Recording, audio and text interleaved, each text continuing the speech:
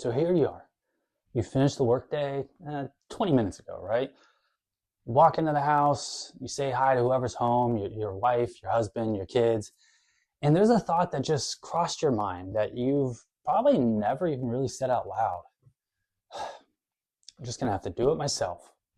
Because today you handed the task off, you delegated it, your team or your employee, they did it, right?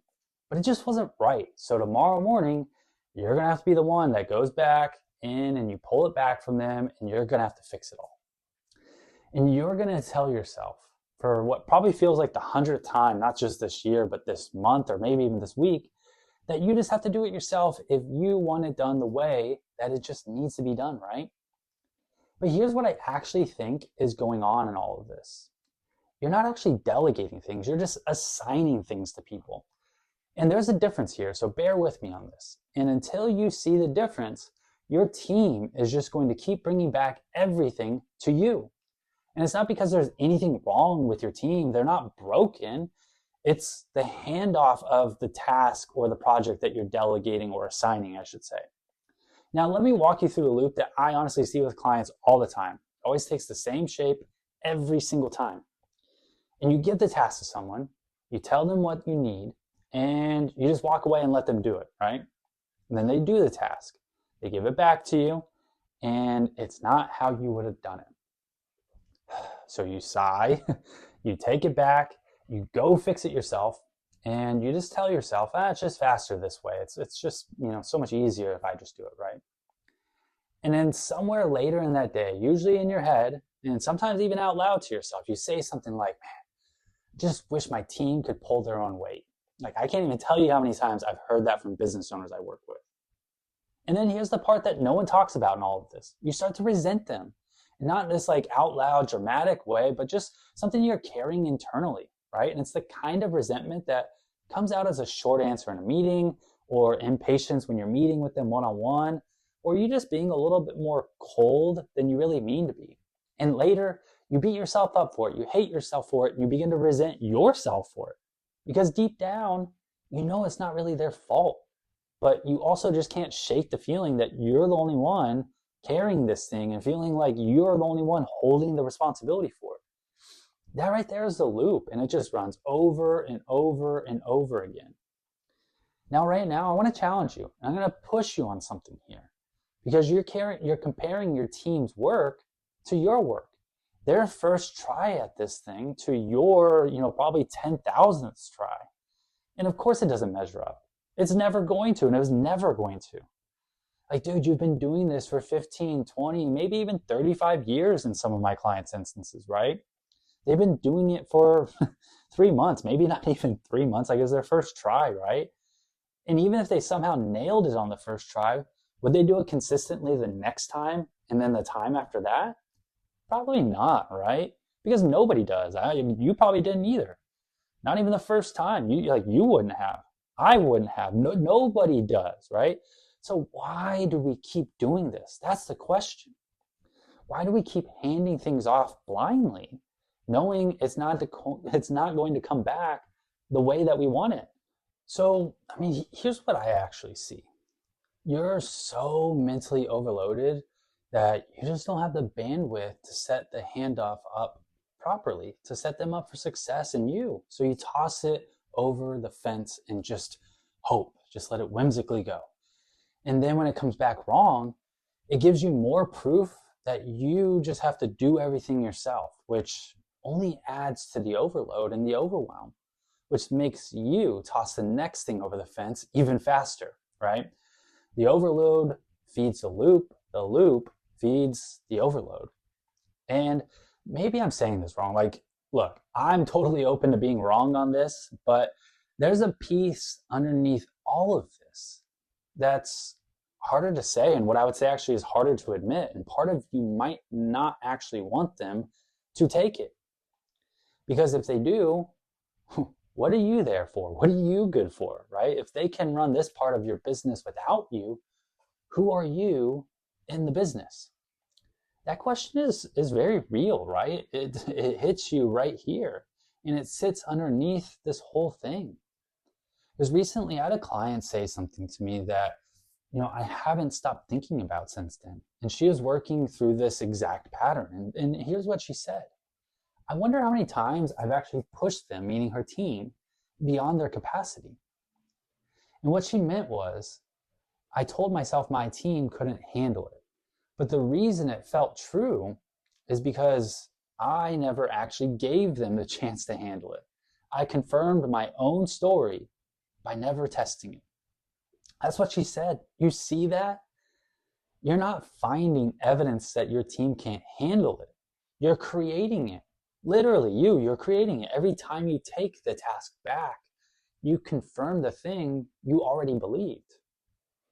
Okay, so at this point, what do you actually do? Well, the move is this. You don't sit across the table from them, right? You sit on the same side as them, and think about that. There's a difference between sitting across from someone, sitting on the same side as them. Before you hand anything off, you sit down with them. You define what done looks like or what successful looks like, and not vaguely, be specific. What does success look like when this is finished? What does it look like when it isn't? Make that stupid clear. And then from there, you set a cadence to check in. Maybe that's twice a week. Maybe it's daily for the first stretch. Whatever the task needs, you and them decide on that together. You tell them, I'm going to be in this with you for a little while. We are going to walk through it together until you've got it. And then the part that most people skip, it's this. After they do the work, you ask before you correct. What were you thinking when you did this? What was your read on it? What got you to making this choice? Always seek to understand before you fix. Give them a chance to explain what their thought process was so you can understand it. Because two people are going to see things differently, but they may be able to get to the same result. And if you understand what their thought process was, it gives you a better idea of how to actually support them. Always lead with curiosity. And I've heard it said best, questions pull people in, answers push them away. And do this every single time. Now at this point, I know what some of you guys are thinking because I've heard it from my clients as well. You don't want to just trust someone with the whole thing on day one. And I get it because that's not what I'm telling you to do. I'm actually telling you to do the opposite of that. The way this works is high touch in the beginning and then less touch over time, because what you're building is a runway for them to be able to take off on. And when you start really close. You're in it with them. You're walking through every single step. And as they prove it and prove themselves, you slowly just wean yourself off and back off to eventually being completely out of the picture, right? They have to earn the ownership. You don't just hand it over, right? And I want to be clear about that because for some tasks, the runway is 30 days. For others, it's 90. And for something really big, it might be 6 months to a year. There's no real formula here. I'm not trying to tell you there's an exact formula. The point isn't the timeline. The point is that there is one and that you collaborate with the team member or the employee on it. When you let them have a say in it, and not to be confused with all of the say, they are more likely to buy in and actually invest in the process because they care. And I want to be clear because honestly, this is super important. This is what makes you seem like someone they can come to, that you are open to communication, which is only going to improve the communication, yes, but also the results. It's a win-win. And honestly, right now, most of you don't have timelines. You just hand things off and hope for the best. So here's what I want you to sit with.